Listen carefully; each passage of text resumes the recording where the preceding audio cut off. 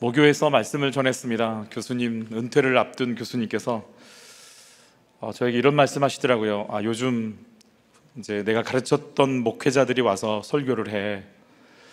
내가 설교하면 그들이 들었는데 이젠 그들이 설교하는 걸 내가 들어. 내가 교수로서 이렇게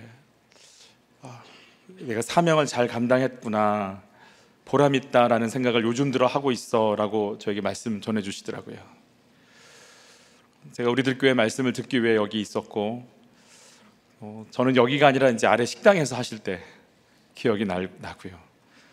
또 저희 가족들과 함께 저 2층에서 예배드렸던 기억이 새록새록합니다. 여러분들이 저를 낳아주셨고, 여러분들의 나눔과 섬김 때문에 오늘 저와 저희 교회가 이렇게 있게 됐습니다. 진심으로 감사드리고, 또 이렇게 하나가 돼서 구속사의 말씀을 품고 갈 수 있어서 얼마나 감사하고 고마운지 모르겠습니다. 저는 루저 목사 말씀해 주신, 붙여주셨어요. 이름을 루저라고 해주셔서 루저 목사, 이번에 목세 끝나면서 루저 목사 마마보이라고 또 하나 제가 붙여봤습니다. 김한규입니다. 어제 중학생 막내 아들이 저한테 물었어요. 아빠, 노력해도 안 되는 게 있어? 아마 노력하는데 뭐가 안 되나 봅니다. 그리고 안 될 것 같은가 봅니다. 아이 마음속에 악기도 잘 다루고 싶고 공부도 잘하고 싶은데 왜 노력해도 안 될 것 같고 못할 것 같다라고 하는 그 두려움과 눌림들이 있는 걸 이제 보게 됐습니다. 그건 사실은 저의 모습이기도 했으니까요. 하나님이 나 같은 사람 사랑하실까? 하나님이 나 같은 사람을 쓰실까? 스펙도 없고 떨어지기만 하고 잘할 줄 아는 것도 없고 용기도 없고 외모도 좀 그렇고 집안도 좀 그렇고 내놓을 것 없는 인생이라고 생각하며 살았습니다. 오늘 예레미야가 나는 아이라 말할 줄 모르나이다. 나 같은 게, 우리 집안 같은 집안이, 나 같은 인생이 망해가는 우리 집이, 망해가는 이 나라가, 그 속에서 내가 할 일이 뭐가 있겠습니까? 하나님, 제가 아닌 것 같습니다. 나는 말할 줄 모르나이다 라고 이야기하는 예레미야의 고백처럼 제가 아입니다. 제가 할 수가 없습니다 라고 이야기하는 인생을 살았습니다. 오늘 그런 삶을 살아가는 우리들에게 네가 아이라 하지 말라, 내가 너에게 내 말을 네 입에 두겠다 하시는 주님의 위로와 사명과 일으키심이 가득하시기를 축복합니다. 1번 같이 한번 받아볼까요? 말씀 앞에서 정확한 진단을 받아야 합니다. 우리 1절로 3절 같이 받겠습니다. 베냐민 땅 아나도세 제사장들 중 hil기야의 아들 예레미야의 말이라. 아몬의 아들 유다 왕 요시야가 다스린 지 13년에 여호와의 말씀이 예레미야에게 임하였고, 요시야의 아들 유다 왕 여호와김 시대부터 요시야의 아들 유다의 왕 시드기야의 11년 말까지 곧 5월에 예루살렘이 사로잡혀 가기까지 임하니라. 아비아달 제사장의 후손들이 모여 사는 베냐민의 작은 동네 아나돗에 있는 몰락한 제사장의 후손인 예레미야에게 말씀이 임합니다. 말씀이 임하는 사건은 저희에게 겸손케 하는 환경이 임하면, 몰락한 제사장 가문이 되면 말씀이 들리기 시작하는 역사가 진행이 되는 거죠. 저에게는 첫 번째 몰락할 수 있도록 저희 환경들은 참 재밌었습니다. 보는 시험마다 다 떨어졌고, 제가 유일하게 붙은 시험은 운전면허입니다. 그리고 저는 통합측 목사지만 장신대 학부도 떨어지고 또 신대원도 떨어지고, 그래서 장신대를 가면 안 되겠다라고 하는 믿음 때문에 그 다음 대학원을 가지 않기로 결정했었는데 목사고시를 또 보라고 해서 마저 가서 2번 더 떨어지고, 그래서 시험하면 떨어지는 게 저의 일상의 삶이었습니다. 그러니 나를 누가 써줄까? 나 같은 게 뭘 할 수 있을까? 그런 마음으로 살았습니다. 부교육자 시절에 그래서 인정 중독에 걸렸습니다. 나 같은 거 써주는 교회가 고맙다. 그래서 하나님보다는 담임 목사님께 잘 보이려고 애를 썼습니다. 담임 목사님께 잘 안 보일 필요는 없지만 인생의 목적이 거룩을 향한, 말씀을 향한, 구속사를 향한 게 아니고 저분의 칭찬받는 것이 내 인생의 전부였습니다. 그래서 하는 일마다 안 되고 최선을 다하고 2시간, 3시간씩 잠을 자면서 일을 해대도 너 때문에 목회를 못하겠다라고 하시는 담임 목사님의 최종 결정을 듣고 도망가야겠다 생각해서 급하게 빠져나왔습니다. 여전히 제 안에 멈추지 않는 질문, 하나님이 나를 사랑하실까? 나 같은 게 뭘 할 수 있을까? 개척을 했습니다. 제 동기들은 제가 개척한 것에 대해서 도무지 이해를 못합니다. 너가 왜 개척을 했는지 모르겠다. 너 같은 사람이 무슨 개척을 했느냐. 개척한 이유는 다른 게 아니라 여자 5분이 새로 신도시 세종에서 교회를 찾고 있는데 제가 생각이 났답니다. 그래서 오라고 했습니다. 저는 세종이 어디 있는지도 모르고 갔습니다. 그리고 깊이 기도하지 않았습니다. 기도해서 가지 말라고 하시면 안 되니까 이건 묻지 말자. 이거는 그냥 가야겠다. 그냥 감사합니다 하고 그냥 갔습니다. 그렇게 시작한 교회, 상가에서 뭘 할 수 있을까요? 뭐가 대단할까요? 아무것도 없었습니다. 그래서 찾아온 곳이 목세 일기였습니다. 개척하기 2주 전에 어디 좀 좋은 프로그램 하나 얻어보려고 참석했던 목세 일기를 통해 도대체 왜 이런 교회가 있을까? 무엇 때문에 성도들이 마음을 여는 걸까? 왜 이 구속사의 말씀 앞에 모든 치부를 드러내면서 저렇게 행복해하고 살아나는 걸까? 그리고 목회의 방향을 정했습니다. 말씀대로 믿고 살고 누리는 공동체. 어쩔 수 없어요. 가진 게 없으니까 갖다라도 써야 되지 않겠어요? 저번에도 말씀드렸지만 울림 기도회 보고 더 울림 기도회 만들어내고 왜 더 울림이야 물었더니 목사님 저희는 더 울어야 될 것 같아요. 그래서 맞아 그랬어요. 그렇게 살아가는 거죠 뭐. 네. 그리고 여러분이 우리들 교회와 같이 나누는 플랑도 열심히 잘 따라서 하고 있어요. 상처가 별이 되어, 그래서 다 쓰면 미안해서 상처는 별이 되어 이렇게 교묘하다 못해 치밀하게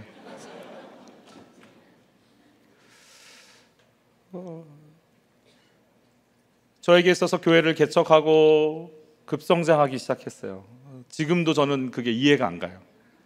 이건 겸손이 아니라 아직 잘 모르겠어요. 제가 잘한 게 아니고 하나님이 하실 일이 있구나라는 생각만 하고 있습니다. 코로나 기간 저희 교회는 오히려 부흥했고 멈추지 않고 성장하고 있고, 새가족실에 들어가면 어떨 때는 12가정이 등록을 해요. 12가정이면 30명, 40명이 한 주에 몰려오니까 너무 새가족실에 사람이 없어서 대기하고 줄을 서 있어야 되는, 그럼 제가 이해가 되겠어요 여러분? 스펙이 있긴 합니까? 제 첫 번째 트레이드 마크가 음치인데 찬양을 할 줄도 모르지, 목이 약해서 기도할 줄도 모르지, 부끄러우니까 전도할 줄도 모르지, 그러니까 뭐 할 줄 아는 것 하나도 없는데 그냥 그렇게 하나님은 일하고 계시더라고요.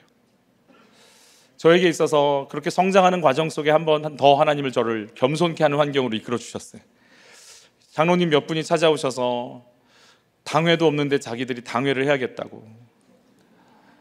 아니 당회가 없다고. 우리가 장로니까 해야겠다고. 저희 교단은 7년이 지나야 장로님을 뽑을 수 있는데 그때 5년, 6년 차인데 아예 뽑을 수도 없는 법적인 그런, 넘어서지도 않았는데 하시겠다고. 재직회 때 소리도 질러주시고, 그렇게 말로만 듣던 광경을 제가 눈으로 직접 배우니 참 다리가 후들거리고 뭔가 알 수 없는 그 억울함과 분노들이 올라오고, 이걸 구소싹적으로 해석을 해나갔었어야 되는데 그냥 아프고 힘들기만 한 몇 년을 또 보내게 됐습니다. 물론 그분들은 다시 더 나가셨지만 하나님은 그 일들을 통해서 저 안에 있는 그 인정 중독을 보게 해주셨습니다. 제 안에는 저분들이 교회를 흔들었다라고 하는 아픔보다 나는 위대한 목사, 인자한 목사, 목회 잘하는 목사로 남아있어야 되는데 저분들 때문에 그게 안 된다라고 생각하는, 내 명예가 저분들 때문에 흔들린다라고 생각하는 아픔이 더 컸더라고요. 그래서 네 속에 뭘 섬기고 있는지, 뭐가 자리 잡고 있는지를 또 보여주셔서 몰락하게 하시는 기쁨을 또 허락해 주셔서 말씀이 들리지 않으면 안 되겠다, 정말 나는 이렇게 목회하다가는 큰일 나겠다. 야망을 향해 달려가는, 사망을 향해 달려가는 인생이 되겠다. 그래서 더 말씀 앞에 엎드리고 들을 수밖에 없는 환경으로 저를 인도해 주셨습니다. 우리에게 겸손케 할 수밖에 없는 환경이 말씀이 들리게 하는 몰락한 제사장의 환경이 말씀이 아니면 살 수 없는 것으로 우리를 인도해 나가신다고 합니다. 우리를 겸손케 하신 그 하나님을 해석해 나가며 또 환경 속에서 하나님의 인도를 받으며 나가는 은혜가 있기를 축복합니다. 예레미야는 망해가는 나라를 향해서 망합니다를 외치는 선지자죠. 얼마나 사람들이 힘들까요? 회복됩니다를 외쳐야 사람들의 또 존경도 좀 받을 텐데 이렇게 가면 망합니다를 외치고 결국 망해버린 그 자리에서 이 나라가 70년 후에 회복되리라라고 하는 기록을 남기면서 사로잡혀 들어갔던 모든 포로들이 이 예레미야의 말씀을 붙잡고 다시금 소망하며 비전을 꿈꾸며 나가는 일들이 벌어졌죠. 우리 다니엘서에서도 그렇죠. 다니엘서에서 70년 동안 너희가 묶여 있을 것이다 라고 하는 말씀을, 그래서 이제는 그 70년이 채워지는 역사가 있으면 너희가 회개하면 이 역사가 너희들에게 생명으로 다가올 것이다 라고 하는 것을 허락해주는 통로가 되는 선지자의 역할을 감당하게 됩니다.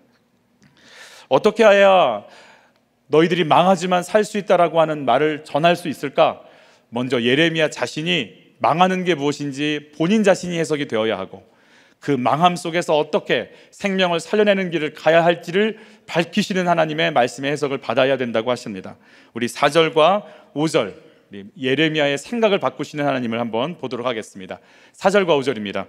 여호와의 말씀이 내게 임하니라. 이르시되 내가 너를 모태에 짓기 전에 너를 알았고 내가 배에서 나오기 전에 너를 성별하였고 너를 여러 나라의 선지자로 세웠노라 하시기로. 몰락한 제사장 담은 인정 못 받는 탈락된 인생인데, 소망 없는 나라인데 우리 집이 뭘 할 수 있을까? 우리 아이들이 뭘 할 수 있을까라고 외치는 그에게 내가 너를 모태에서 지었다. 모태에 짓기 전부터 내가 너를 알고 불렀고 성별했고 세웠다 말씀하시는, 나를 향한 완벽한 하나님의 계획이 있다라고 말씀해 주시는 음성을 듣기 시작합니다. 성령께서 우리들에게 말씀해 주시기를 바랍니다. 지금 당하고 있는 고난이, 지금 눌리고 있는 아픔이 아니라 이미 창세전에 내가 너를 향한 계획을 가지고 너를 이 땅에 보냈다라고 하시는 하나님의 거룩한 계획들을 맛보시는 은혜가 있기를 축복합니다. 지금 눈앞에 보이는 나는 이것이 안 되고 저것이 안 된다라고 하는 것에 저는 속으며 살았습니다. 나는 안 될 거야, 나는 안 될 거야. 제가 예전에 그랬거든요. 3가지 소원이 있었어요. 고등학교 때. 어떤 소원이 있었냐면 알라딘에 나오는 램프의 요정이 저한테 3가지 소원을 물어보면 전 3가지 얘기하려고 했거든요. 하나님, 코가 좀 높아지게 해주세요. 잘생겼는데 코가 안 높아서 인기가 없어. 2번째는 여드름이 좀 없어지게 해주세요. 여드름만 깨끗하면, 피부가 깨끗하면 나는 인기가 있을 것 같은데. 3번째는 하나님, 저는 왜 이렇게 엉덩이가 커요? 엉덩이를 좀 작아지게 해주시면. 이 3가지의 깊은 간절한 소원이 있었습니다. 여드름은 없어졌습니다. 나이가 드니까 없어지더군요. 코는 여전한데 어쩔 수 없고요. 근데 신실하신 하나님이 또 저의 엉덩이를 어떻게 하셨는지 참 신실하시더라고요. 허리를 늘려주셔서 태가 나지 않도록 하나님 섬세하게 일하셨습니다. 내 외모, 내 학벌, 내 재산, 내 월급, 우리 아이들의 대학, 그게 나라고 생각하는 우리들에게 내가 너를 엄마 뱃속에 있기 전부터 너를 불렀고 너를 향한 내 계획이 있고 네가 해야 할 일을 내가 이미 정했다고 하시는 그 보이지 않던 하나님의 계획 속으로 제가 들어가기 시작했습니다. 신학생 시절에 기도하는데 하나님이 저에게 그러시더라고요. 사랑한다고. 그런 감동을 주시길래 제가 그 감동이 오는 쪽을 향해서 말했습니다. 하나님, 왜 저를 사랑하십니까? 제가 기도를 잘합니까? 전도를 합니까? 제가 공부를 잘합니까? 제가 잘난 게 있습니까? 제가 기숙사에 들어가면 서로 갈등하고 미워하는 것밖에 없는데 왜 저를 사랑한다고 하십니까? 그러자 주님이 저에게 이런 감동을 또 주셨습니다. 너는 네가 이만큼이라면 내가 너 이만큼 사랑하고, 내가 너 이만큼이라면 내가 너 이만큼 사랑하는 줄 알지. 나는 네 존재 자체를 사랑한다. 저는 제가 사랑받을 짓을 해야 사랑받는 줄 알았습니다. 이쁜 짓을 해야 귀여움 받는 줄 알았습니다. 내 주님은 그런 것과 상관없이 내 존재 자체를 사랑하신다고 말씀해 주셔서 제가 그때부터 하나님을 아버지라 또 사랑한다는 말을 시작하게 됐습니다. 우리를 향하신 하나님의 계획을 받아들이는 것이 내가 누구인지를 아는 길이 열리게 되는 완벽한 하나님의 선택과 열어주심임을 기억하시기를 축복합니다. 김영재 목사님 그래서 택자라는 말씀을 잘 쓰시죠. 그래요. 하나님의 택하심 속에 우리가 있기 때문에 그 택하심 속에서 가정이 무너지고 힘들어도 하나님의 역사는 멈추지 않고 진행될 것을 믿습니다. 예레미야의 생각을 자꾸 바꿔주시는 하나님. 18년 전에 저 자리에서 저희 장모님이 암에 걸리셔가지고 항암을 받으시려고 첫 우리들 교회에서 예배를 드리는 일이 있었습니다. 그때 이렇게 큰 대형 선풍기 5대 돌아갔고요. 생수 얼린 거 주셨던 거 기억이 납니다. 그래서 2년 전에 저 부르셨을 때 휘문체풀에서 한다고 하셔갖고 와이셔츠 4벌 가지고 온 적이 있었습니다. 각오하고 왔는데 에어컨이 있더라고요. 장모님은 항암을 하는 중이셨어요. 교회 집 위에는 모르셨던 우리 장모님이 기도해서 딸을 사모시켰다고, 저 집은 복 받았다고, 또 물질적으로도 굉장히 안정적인 가정이었기 때문에, 또 베풀며 사셨기 때문에 교회 생활 열심히 하면 저렇게 사는 거라고 사람들의 칭찬도 받으셨습니다. 그런데 암에 딱 걸리는 순간부터 무슨 죄를 져서 저렇게 암에 걸렸냐고 이 평가를 받기 시작하셨고, 지금까지 열심을 다해서 선교사님, 목사님 도왔던 내 삶은 암이라는 걸로 끝나는 건가라고 하는 이해할 수 없는, 해석되지 않는 마음으로 우리들 교회에 와서 예배를 드리셨습니다. 그날 제목도 기억이 나지 않고 말씀도 기억이 나지 않는데 김양재 목사님께서 분명하게 이 말씀을 해주셨습니다. 암은 저주가 아니라 축복입니다. 암은 자신을 돌아볼 수 있는 하나님의 마지막 기회입니다. 암을 통해 하나님을 만나는 역사가 일어날 겁니다. 이 말씀이 우리와 같이 들리기 시작하셨고, 어머님은 그때부터 내가 기복의 삶을 살았고 천국 갈 믿음이 없는 자기 자신의 영적 상태를 다 보셨고, 몰락하는 자기 자신 속에서 이제 하늘나라의 소망이 무엇인지를 알게 하시는, 그래서 2년간 투병하시고 돌아가시기 일주일 전에 제 아내에게, 수정아, 예수 잘 믿다가 우리 천국에서 만나자, 유언을 남기고 돌아가셨습니다. 어머님의 암 사건을 통해서 제 아내는 영적으로 깨어나는 일들을 경험하게 되는 거죠. 우리의 생각을 바꾸는 것, 해석할 수 있는 것, 저는 우리들 교회를 통해서 제 인생을 해석할 수 있도록, 말씀 속에서 내가 누군지, 왜 이 고난이 왔는지를 해석할 수 있도록 도와주시는 은혜를 또 경험하고 있습니다. 이렇게 하나님께서 예레미야를 해석해 주시지만 예레미야는 이런 반응을 합니다. 우리 6절입니다. 같이 봤죠? 내가 이르되 슬프도소이다 주 여호와여 보소서 나는 아이라 말할 줄을 알지 못하나이다 하니, 나는 이 사명 감당할 만한 사람이 아닙니다 라고 말하기 시작하는 거죠. 미숙하다라는 겁니다. 미숙.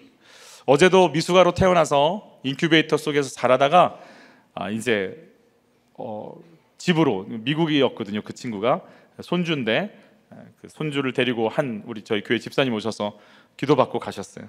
세종 충대병원에서 일주일 전에 410g으로 태어난 쌍둥이가 잘 건강을 회복하고 태어났다라고 하는 뉴스가 나왔습니다. 제 조카들도 미숙아로 태어났는데 인큐베이터 속에서 제 처제에게 들어보니까 5mm의 분유를 먹었다. 5mm니까 몇 방울 떨어뜨리는 정도 수준이겠죠. 야, 그거 먹고도 사람이 사는구나. 네, 그거 먹고도 살더라고요. 10년 전에 미숙아처럼 여자 5분으로 시작한 교회, 아침마다 5mm의 큐티를 먹어가면서 10살이 되었습니다. 저희 교회가. 미숙아를 치료하던 의사 선생님이 이렇게 인터뷰를 했다고 그래요. 가족들이 자기한테 그랬대요. 여보, 당신 집에 안 들어도 되니까 걔네들 살려내. 집 돌보지 않고 나오셔서 인큐베이터 같은 목세 속에서 저희를 키워주시고 살려주셔서 저희가 이렇게 커나가고 있고 장성하게 된 것 같습니다. 우리들 교회 그 구속사의 가치관이 나는 아이라 말할 줄 모르는 아이다. 내가 뭘 할 수 있겠습니까? 나 같은 존재가 뭘 할 수 있겠습니다 라고 묻고 있는 저에게 큐티를 넣어주며 성장시키셨고 이렇게까지 자라게 해주셨습니다. 그러면서 주님이 이렇게 말씀하시죠. 우리 7절부터 9절입니다. 우리 같이 받도록 하죠.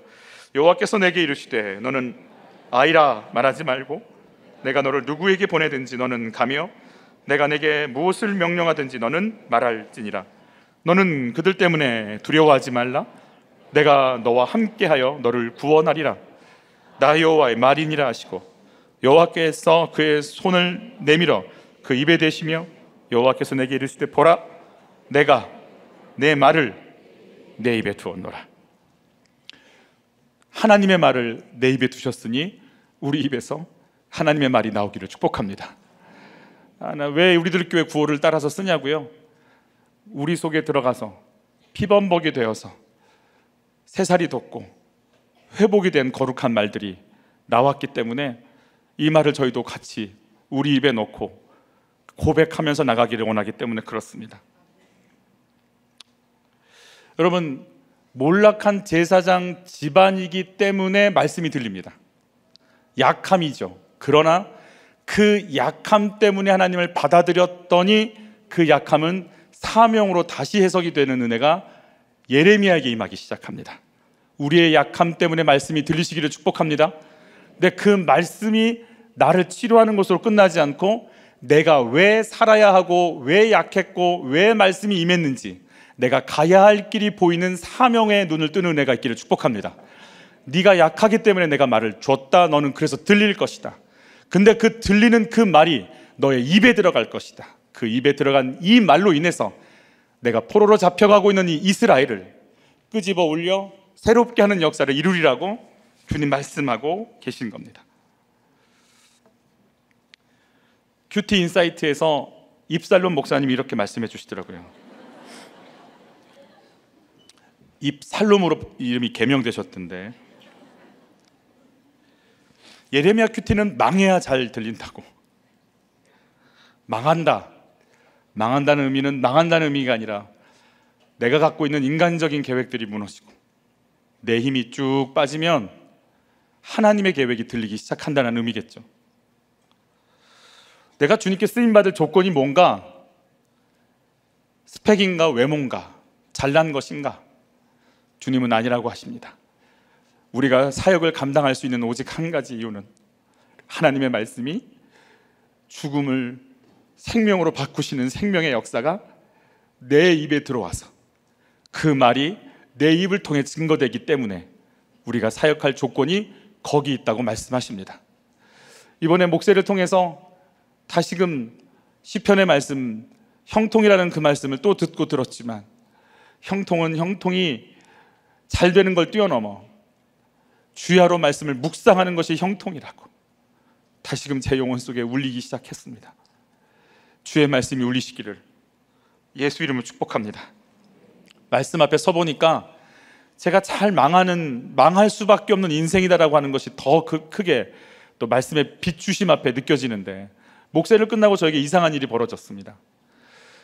포털 사이트가 이렇게 열리는 순간 기사들이 몇 개 뜨던데 제가 읽었던 기사 중에 하나가 인도에서 여의사가 몹쓸 짓을 당하고 죽임을 당했다라는 기사였고 또 하나의 기사는 보성이라고 하는 곳에서 대학생들을 죽였던 한 할아버지 정욕에 너무 넘쳐서 그가 지금 이제 사형 언도를 받고 형을 살고 있다라고 하는 기사들이었습니다.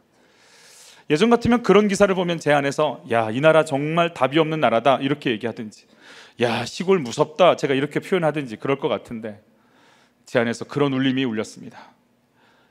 얘야, 네 모습이다. 정욕으로, 음란으로, 혈기로, 살인으로, 욕망으로 살아가는 네 모습이다. 저 사람들은 용기가 있어서 행해서 죄가 드러났고 너는 용기도 없으니 행하지 못해서 안 들킨 것뿐이다. 그러고 보니까 정말 답이 없는 인생이고 망할 인생이고 죽을 인생인 게 너무너무 인정이 됩니다. 정말 별 인생 없구나. 그럼 내가 왜 살아있을까? 주의 용서가, 주의 은혜가, 주님의 인도하심 때문에 살아있는 거지. 내가 뭘 해서 살아있는 걸까? 죄송합니다만 이게 다른 분들에게 다른 해석이 되지 않기를 소망하면서, 제가 예전에 6년 전에 상가교회를 한번 가봤어요. 지금 이제 성전을 지었지만 상가교회를 이렇게 쳐다보니 세종은 다 상가교회거든요. 이렇게 교회를 이렇게 종교부지 외엔 지을 수 없으니까 따닥따닥 붙어있는 그 상가교회들이 저보다 더 열심히 일할 텐데, 최선을 다할 텐데, 우리가 이렇게 된 게 스펙도 없고 아무것도 없는 내가 뭐가 있기 때문에 이럴 수 있어요라고 얘기할 수도 없는 저희가 이렇게 목회를 하고 있는 거는 제가 아닌 게 너무 확실한 겁니다. 주의 은혜인 게 확실합니다. 구속사의 말씀이 얼마나 파워 있고 능력 있는지 다시금 경험하고 있는 시간들을 살아가고 있습니다. 질문 드립니다. 오직 은혜로 나에게 말씀이 임했다는 것이 인정이 되시나요? 내 힘이 빠지고 내세울 것 없는 시간이 나에게 임하신 말씀이 들리는 시간이 된다는 것이 인정이 되십니까? 예레미야가 아이라라고 얘기할 때 저 또한 하나님께 계속 저는 아이입니다, 못합니다라고 제 스펙을 가지고 얘기도 했지만, 또 하나의 제가 아이라라고 말할 수밖에 없었던 환경을 이번에 제가 발견하게 됐습니다. 제 아내는 장모님이 돌아가시는 사건 때문에 영적으로 깨어났지만, 저는 제 어머님이 뇌출혈로 쓰러진 지 5년이 된 어머니의 사건을 통해 또 저를 다시 보게 해주십니다.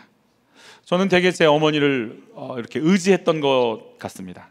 우리들 교회를 소개하신 것도 저희 어머니고, 목사인 아들, 내세울 것 없는 아들, 정말 아무것도 없는 아들을 위해 할 수 있는 건 기도밖에 없으니까 최선을 다해 기도해 주신 저희 어머님 때문에 사실 여기까지 온 것도 맞습니다. 문제는 제가 그 어머니를 말씀보다 더 의지한다는 겁니다. 말씀 앞에 나를 해석하고 말씀 앞에 나를 비추는 것보다 어머니께 전화해서 기도 부탁하는 게 더 빠릅니다. 저는 제가 50이 넘어서 내가 마마보이였다라는 걸 알게 됐습니다. 그리고 제 아내가 얼마나 고생했는지도 다시금 생각하게 됐습니다. 그래서 나는 아이라고, 끊임없이 말씀에 나를 비추면서 그 말씀의 인도를 받으면서 성장해야 되는데, 너무 잘 주저앉아 있었던 저 때문에 저희 어머님이 아무 말도 할 수 없도록 5년 동안 누워 계셔서 수고하고 계십니다. 어머님이 눕는 순간 누구에게 물어봐야 될지, 누구를 의지해야 될지 아무도 없는 저를 봤습니다. 문제가 생기면 큐티책을 펼치고 오늘의 말씀을 받던 공동체가 있었는데, 저는 어머님이 계시니까 아무것도 없는 것 같이 느껴지더라고요. 그런 저를 다시 세우기 위해, 말씀 앞으로 가게끔 하기 위해 저를 하나님께서 인도해 주고 계십니다. 생사여탈권을 주님 잡고 계신데, 주님이 하라면 하는 건데 저는 왜 그렇게 못한다는 얘기만 하고 다녔는지 모르겠습니다. 저는 이번에 허리가 아파서 한 달 쉬었습니다. 목이 이렇게 굽어져 있기 때문인데, 목을 피고 다니라고 하더라고요. 허리도 어깨도 피고 가슴도 피고. 그런데 꼭 가슴을 수그리고 고개를 숙이는 게 거북목만이 아니라 저는 제 영적 상태인 것 같습니다. 나는 할 줄 아는 게 없으니까 고개 숙이고 다녔던 저, 일평생을 그렇게 고개 숙이고 다니니까 영적으로 눌려 있으니까 몸도 같이 아프고 삶도 그렇게 아팠던 것 같습니다. 이제 주님이 너는 아이라 말하지 말라, 너는 어깨를 펴고 가슴을 펴고 내가 내게 준 말을 전하는 하나님의 종으로 살아가라고 하시는 것 같습니다. 질문 드립니다. 주님이 부르시면 나는 어떻게 반응할까요? 나는 아직 아이라고 거부하고 있는 자리는 어디인가요? 나는 주의 종이라고 순종해야 될 자리는 또 어디일까요? 2번 같이 한번 받도록 하겠습니다. 이 땅 가운데 구속사를 세워가라고 하십니다. 9절과 10절을 다시 한번 읽습니다. 여호와께서 그의 손을 내밀어 내 입에 대시며 여호와께서 내게 이르시되, 보라, 내가 내 말을 내 입에 두었노라. 보라, 내가 오늘 너를 여러 나라와 여러 왕국 위에 세워 내가 그것들을 뽑고 파괴하며 파멸하고 넘어뜨리며 건설하고 심게 하였느니라 하시니라. 아멘. 말씀을 접하면서 회개가 뭘까, 구원이 뭘까, 회복이 뭘까를 고민해 봤습니다. 선과악을 따먹는 어떤 아담과 하와의 그 죄 가운데서 돌이켜서 우리가 살아가는 회개를 한다는 것의 의미가 뭘까? 선악과를 따먹는 순간부터 지어졌던 것은 하나님 말씀이 아니라 뱀의 말을 듣겠다라고 하는, 그리고 하나님의 공급이 아니라 이젠 그 공급 끊고 내가 눈이 밝아져 하나님처럼 돼서 내가 나를 살게 하는 일을 살겠다라고 하는 삶에서의 돌이킴이 회복이고 회개고 구원이다라는 것이 정리가 됐습니다. 그러면 아담과 하나님과의 관계는 무엇이었던가? 아담은 먼지로 만들어졌죠. 아파르민하 아담아, 흙으로부터 나온 더스트, 그 먼지에 뇌쉐마, 생기가 들어가니까 뇌페시카이아, 살아 숨쉬는 리빙 빙, 리빙 크리에이처, 생명체가 됐다라는 것이 하나님의 창조 원리라면, 하나님, 나는 먼지에 예수가 들어와서 말씀이 들어와 사는 인생입니다가 우리 신앙 고백이 되기를 원하는 것이죠. 하나님, 내가 먼지 맞습니다. 어떤 것도 할 수 없고 어떤 힘도 없고 입김보다 가볍고 누가 한 소리 하면 푹 젖어서 먼지에 물 한 방울 닿는 순간 바닥으로 축 처져버리고 물 마르는 순간 하염없이 붕붕 떠서 누가 한마디 칭찬하면 견딜 길이 없어서 오만해져서 떠다니고 누가 한마디 인정 한번 못 받으면 축 처져서 어쩔 줄 몰라 하는 인생, 그 먼지 같은 인생임을 인정하고 내가 살 길은 먼지가 아니라 생육하고 번성하고 충만하고 다스리고 정복하라는 말씀을 먼지가 받는 순간 아담이 그대로 그 삶을 살아냈던 것처럼 나는 먼지입니다. 그러나 말씀이 들어오면 나는 그대로 그 삶을 살아가는 겁니다. 주여 내게 입술에 말씀을 주셨으니 말씀대로 이루어지리다의 인생이, 그게 구원이고 그게 회복이고 그게 회개라는 것이 정리가 됐습니다. 우리들에게 내가 먼지입니다를 깨닫게 하기 위해서 몰락한 제사장의 가문, 나는 아이라 말할 줄 모릅니다라고 하는 환경이 올 때 정확하게 주님, 내가 먼지 맞습니다. 내 힘으로 내 아이, 내 딸, 내 아들 살려낼 수 없고 내 남편 바꿀 수 없는 아무 힘도 없는 인생 맞습니다. 나를 바꾸실 분은 오직 내게 주신 말씀밖에 없나이다가 고백되시기를 축복합니다. 9절에 보면 내가 내 말을 내 입에 두었다 말씀하십니다. 우리가 사역하고 살려내고 살아가는 오직 하나의 힘은 거룩한 큐티의 말씀이 매일같이 우리 가슴에, 우리 언어에, 우리의 삶 가운데 들어와서 선포될 때 하나님의 역사가 멈추지 않고 진행되는, 이것이 우리의 사명이요 생명이고 우리를 부르시고 우리의 사역의 근거이심을 깨닫는 은혜가 있기를 축복합니다. 별걸 다 따라하는 인생을 제가 살고 있습니다. 구호도 따라하고 표도 따라하는데, 수요일날 목회가 마치고 저는 목요일날 광주에 있는 신학교에 가서 체프를 인도하고 왔습니다. 끝나고 다음 금요일날 대구에 있는 장례식장에 다녀왔습니다. 우리들 교회가 대구 채플과 광주 채플을 준비하는 것처럼 목회를 끝나자마자 광주 찍고 대구 찍고 별걸 다 따라하고 있구나, 이런 생각이 들었습니다. 신학생들을 보면서 교회가 문을 닫고 있고, 저희 교단도 이번에 처음으로 교회들이 감소했고 9만 명 이상의 새가족 사람 성도들이 떠났다라고 처음으로 저희 교단에서 발표했다고 하는데, 어떤 마음으로 앉아 있을까? 무슨 소망이 있을까? 내가 갈 곳이 있을까? 내가 어떻게 이 사역을 감당할 길이 있을까? 나를 불러주는 곳이 있을까? 어째 보면 너무 아마득하고 까마득하고 답답한 마음으로 앉아있을 신학생들을 보면서 말씀을 나눴습니다. 죽음을 앞에 두고 아무것도 소망도 없는 장례식장에 다녀왔습니다. 무슨 말씀이 위로가 될까요? 구속사의 말씀이 아니면 내 죄를 보고 회개하면서 사명, 낳기 전에 나에게 말씀으로 이미 계획하시고 준비하신 그 언약을 받아들이고 고백하는 구속사의 가치관이 아니면, 저는 신학생 시절에 그랬거든요. 정말 성공하고 싶었고 인정받고 싶었습니다. 근데 그게 잘 안 됐으니까 힘들었어요. 제가 초등학생 학생들 유년부를 맡은 교사였었어요. 초등학교 이렇게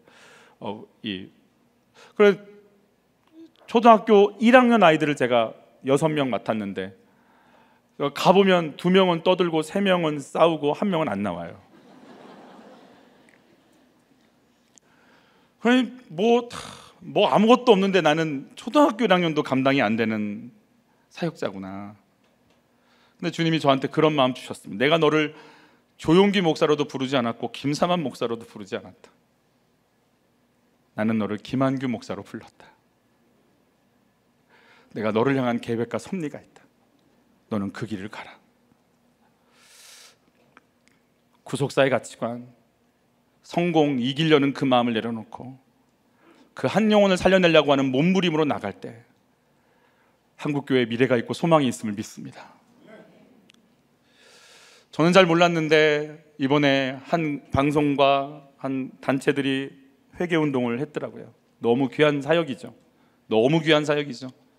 그러나 우리들 공동체 안에서는 끊임없는 회개, 끊임없는 자기 부인, 끊임없는 말씀 앞에 엎드림, 끊임없는 생명의 적용을 하는 진짜 회개 운동을 뛰어넘는 회개의 삶을 살아가니까 저는 이 운동이 한국교회를 살릴 거라 믿습니다.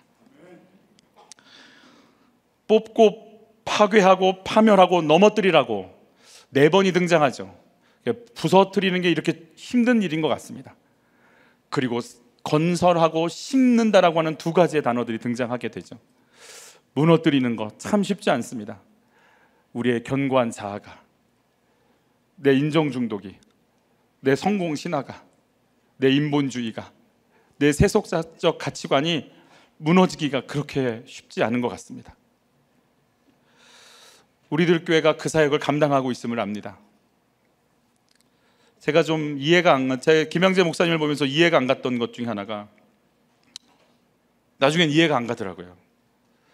목회자 세미나를 왜 저렇게 할까? 자기 교회를 위해서는 왜 아무것도 하지 않는 건가? 그 에너지, 그 물질, 그 수고 헌신을 다 쏟아가면서 하는데 목사님들이 다 그거 받아들이지 않거든요. 왜냐하면 죄를 고백해야 되고 자기가 얼마나 악한지를 봐야 되니까 그렇게 견고하고 힘든데 왜 저분은 저기를 갈까? 누가 뭔 알아주시죠. 그거는 보이는 분만 아는 거지. 기복의 가치관으로 있는 분들에겐 이 말씀이 들리지 않음을 저도 압니다. 그런데도 왜 갈까? 저 같으면 안 갈 것 같아요. 그래도 꿋꿋이 또 이 길을 가시는 저분은 뭔가 그 한 영혼, 한 교회 살려내려고 하는 그 몸부림이 어떤 건지 저도 옆에서 보면서 그래서 이해가 안 가고, 이게 진짜 큐티하는 교회가 가는 길인가? 이게 정말 큐티하는 사람들이 가야 되는 길이 이건가? 다시 한번 생각하면서 바라보고 있습니다.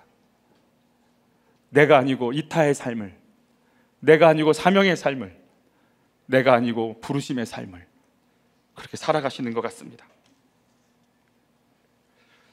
제가 이번에 저희 스태프들에게 이렇게 종이를 좀 나눠줬어요. 그리고 감사했던 것들, 느꼈던 것들, 고백하고 싶은 거 있으면 잠깐 쓰고 이제 우리 마무리하자고 나눠드렸더니 막 성도님들이 글을 쓰는 거예요. 감사해서 막 글을 쓰시는데 이런 글들이 있었어요. 김양재 목사님과 함께 이 사역을 끝까지 잘 감당하겠다고. 저희 교회 성도들이.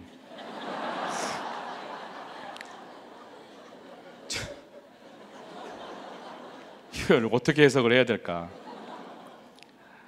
그런 분들이 한둘이 아니에요. 제 얘기는 그렇게 많지는 않더라고요. 그런데도 제가 기쁘고 행복한 건 김양재 목사님이 교회가 아니라 생명을 낳는 한 사람을 세우려는데 온 삶을 기울이고 있기에 저분의 말씀을 들으면 들을수록, 저분과 함께 가면 갈수록 내 배 부르게 하는 게 아니라 생명 살리는 사람으로 세워질 것이기 때문에 저는 그게 들으면 들을수록 감사하고 기뻤습니다. 우리 성도들이 이런 많이 썼지만 한 줄씩 한 줄씩 이렇게 보게 되면 이런 고백들을 하십니다. 흉내낼 때를 회석하고 살아내겠습니다. 죄 고백을 통해 제가 힘을 잃어가는 걸 봅니다. 우리 교회가 나갈 방향을 알게 됐습니다. 긴 세월 주님을 알고 성경도 많이 한다고 자부했지만 그 자랑이 헛된 것임을 압니다. 주님 다시 깊이 만나 십자가의 사명 감당하겠습니다.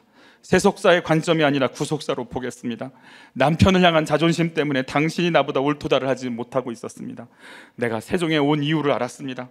무엇보다도 말씀 묵상하는 것에 내 에너지와 내 시간을 쓰겠습니다. 나는 망했다 생각했던 사건이 나를 살려내기 위한 하나님의 인도하심이라는 것이 인정이 됩니다. 내 생각이 바뀌어 갑니다. 흉년의 때를 아름답게 하신 하나님과 동행하겠습니다. 내 고난이 약재료가 되도록 다짐합니다. 예수님의 족보를 위해 갈라서야 하는 것 아닌가 했는데 안 된다, 절대 안 된다는 것을 진짜 깨달았습니다. 아버지의 소천 소식이 이제야 해석이 됩니다. 번아웃된 전도사님이 그날의 큐티를 통해 어떻게 살아가야 될지가 정리가 되겠다고 고백합니다.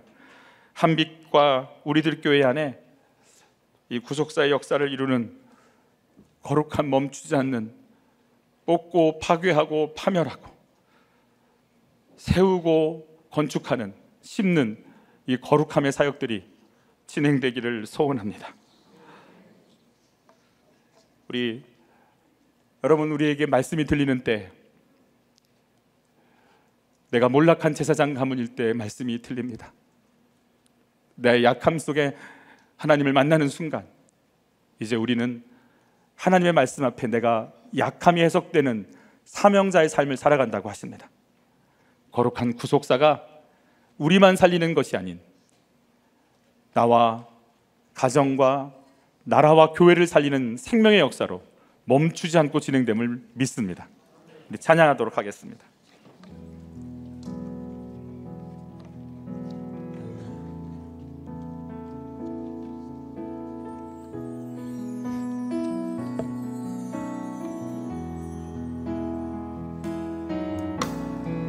이 세상을 살아가는 동안에 나의 힘을 의지할 수 없으니 기도하고 낙심하지 말 것을 주께서 참 소망이 되심이라. 하나님의 꿈이 나의 비전이 되고 예수님의 성품이 나의 인격이 되고 성령님의 권능이 나의 능력이 되길 원하고 바라고 기도합니다. 주의 길을 걸어가는 동안에 세상에 것 의지할 수 없으니 기도하고 낙심하지 말 것을 감사하고 낙심하지 말 것은 주께서 참 기쁨이 되심이라. 하나님의 나의 비전이 되고 예수님의 성품이 나의 인격이 되고 성령님의 권능이 나의 능력이 되길 원하고 바라고 하나님의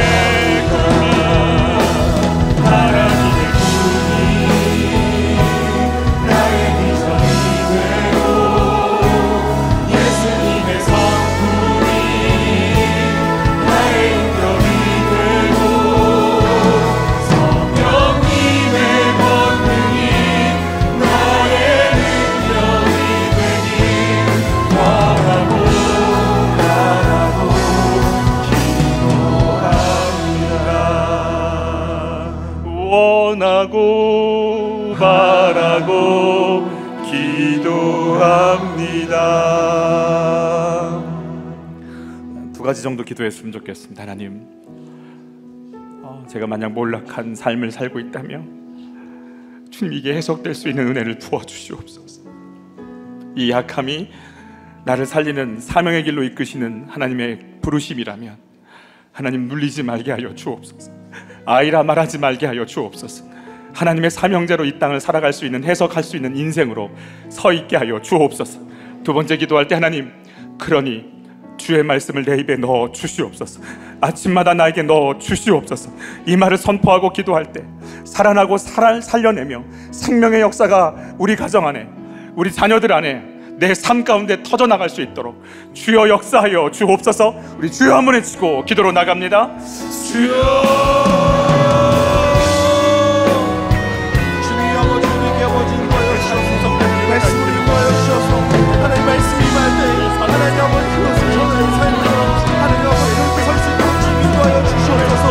하나님 그것을 연약한 우리가 주님 우리를 붙잡아 주시고 주의 놀라우심을 바라보게 하여 주셔서 하나님 주님 아버지 그 말씀을 가지고 사명자의 삶으로 하나님 아버지 원하는 삶으로 살리는 삶으로 아버지 설 수 있도록 인도하여 주시고 하나님 아버지 그래서 하나님의 삶으로 전도하는 하나님 그 삶으로 아버지 온전히 나가시고 하나님의 바라보시는 말씀 역사를 주셔서 제가 바라볼 수 있도록 채우시고 도와주시고 하나님 아버지 바라볼 때 우리들의 선하신 입술을 하나님의 말씀으로 입을 벌려서 바라보세요.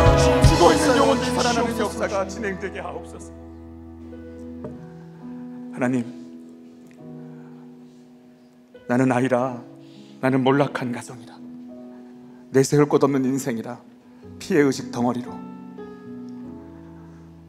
겉으로는 착한 척, 겉으로는 성실한 척, 겉으로는 신실한 척 살겠지만 속에서는 욕망 덩어리로, 음란 덩어리로, 성공하고 이기고 이기려는 삶으로 저는 그렇게 목회를 하다가 나도 죽이고 너도 죽이는 하나님의 생명의 말씀을 이용해 먹는 바리새인의 삶을 살아갈 인생이었습니다. 그런 저를 구원해 주시고 그런 저를 건져 주셔서 내 죄를 보게 해 주시고 내 속의 음란함과 야망을, 내 속의 혈기와 분노를 보게 해 주시고 내 속의 미움과 정죄와 판단을 보게 해 주셔서 감사합니다. 하나님, 내 안에 있는 이 기복주의와 인본주의가 뽑히게 하소서, 허물어지게 하소서, 파괴되게 하소서, 파멸되게 하여 주시옵소서. 주여, 내 안에 하나님 생명의 말씀, 하나님의 계획, 하나님의 섭리, 하나님의 은혜, 하나님의 구원, 하나님의 용서, 하나님의 치유, 하나님의 섭리가 내 안에 심겨지고 세워지는 역사가 진행되게 하여 주시옵소서. 사랑하는 아버지, 손현숙, 이혜원, 윤정미, 정나라, 최윤서, 박경호, 장훈숙 한 분 한 분들의 이름을 주님 손에 의탁을 드립니다. 주님 받아주시고 하나님의 방법대로 일으키시며 거룩함으로 인도해 나가주시기를 원하나이다. 우리의 작은 마음과 정성을 주님 손에 의탁드립니다. 이 예물에 우리의 마음을 담았습니다. 우리의 마음을 담았으니 우리의 삶을 받아 주시옵소서. 부르소서, 역사하소서. 모든 사역과 그 하나하나의 섭리 가운데, 일 가운데 지혜와 영감으로 기름 부어 주옵시고 감당할 은혜와 은사와 능력이 넘치도록 부어 주옵소서. 우리를 이끌어 주신 하나님께 감사하며 예수님의 이름으로 기도하옵나이다.